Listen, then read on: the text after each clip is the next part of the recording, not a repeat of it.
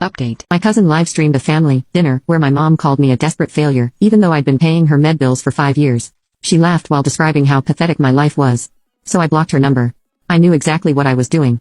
The letter would arrive in a week, giving me time to implement the rest of my plan before the inevitable confrontation. My phone had been buzzing with messages from my mother since yesterday. She had no idea what I was doing, but she'd expected me to drive her to a doctor's appointment this morning. I hadn't shown up. "Where are you? I've been waiting for an hour." The doctor's office called. They said my insurance card was declined. "Fix it ASAP, are you ignoring me?" "Answer your damn phone," said. Each message strengthened my resolve. I switched my phone to silent and continued working. By evening, I had completed most of the financial separations and moved on to the next phase. I opened my laptop and began composing a single, carefully worded email to be sent to my entire extended family. "Dear family, after much consideration, I will no longer be managing my mother's medical care or financial support. For the past 5 years, I have covered all expenses related to her condition, totaling over $120,000. This has included insurance premiums, medication costs, specialist visits, and numerous treatments. I've made this decision for personal reasons, but I wanted you all to be informed as my mother may require assistance moving forward. Attached is a detailed breakdown of the support I've provided over the years, should any of you wish to help. I hope you understand that this was not a decision I made lightly. Best regards," said. I attached the spreadsheet I'd created documenting every payment, every appointment, and every hour spent managing her care. The evidence was irrefutable. My cousin Jenna had sent me the full live stream video as promised. I downloaded it and saved multiple copies, one to my computer, one to my cloud storage, and one to a USB drive. I had no specific plans for the video yet, but something told me it might be necessary.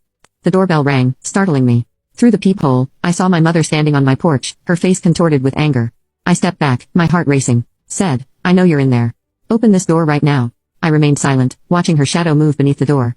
"You've missed 3 of my calls. My medication refill was denied at the pharmacy. What are you doing?" I took a deep breath and spoke clearly through the door. "I'm not doing this anymore, Mom. You'll be receiving information from the insurance company soon. I suggest you read it carefully." "What are you talking about? Open this door." "No," the single word felt powerful on my lips. "I've heard what you really think of me.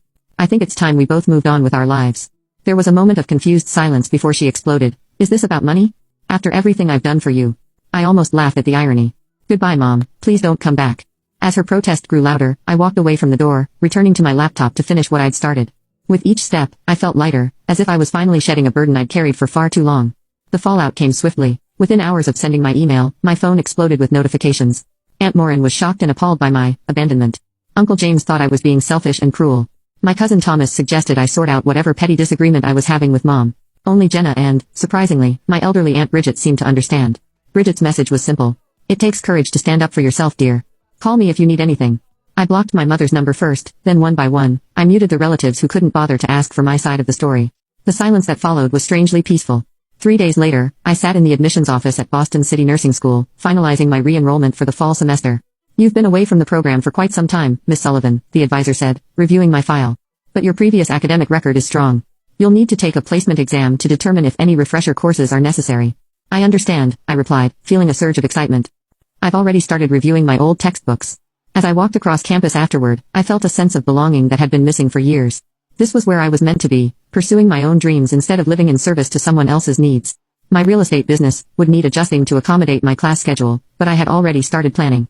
I'd focus on fewer clients, concentrate on higher value properties, and hire a part-time assistant for administrative tasks.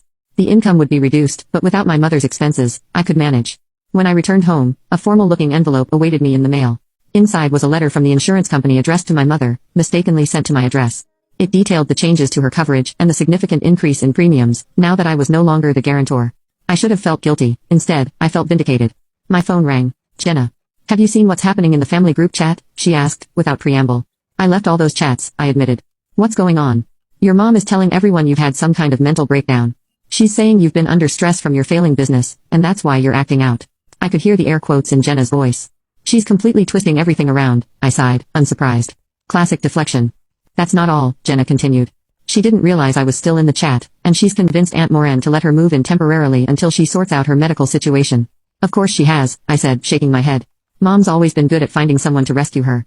After hanging up, I opened my laptop and found myself staring at the video file Jenna had sent, the live stream that had changed everything. I hadn't watched it since that first devastating viewing in my hotel room. My finger hovered over the play button. There was power in this recording, power to show everyone exactly who my mother was behind closed doors, to vindicate myself in the face of her lies. But did I need that vindication? The family members willing to believe her narrative without even asking me for my side of the story, were they really worth convincing? I closed the laptop without playing the video. I had the evidence if I needed it, but right now, I had more important things to focus on. My nursing application was complete, I'd scheduled my placement exam, and for the first time in years, I was planning for my future, not managing someone else's crisis. The insurance letter sat on my counter, a reminder of the changes I'd set in motion. After a moment's consideration, I addressed a new envelope to my mother's actual residence, placed the letter inside, and added a short note. This was sent to my address by mistake. I suggest you read it carefully. No signature, no emotion, just facts. As I slipped the envelope into the mailbox, I felt another piece of my burden lift away. The consequences of her actions were now hers to bear, not mine. 2 weeks passed in relative calm. I threw myself into preparations for nursing school, studying during every spare moment between real estate showings and client meetings. The placement exam was scheduled for Friday, and I felt a growing confidence with each practice test. Then came the ambush. I was just finishing a showing of a 3-bedroom colonial in Brookline when I spotted them in my rearview mirror, my mother and Aunt Moran, waiting beside my mother's car in the parking lot.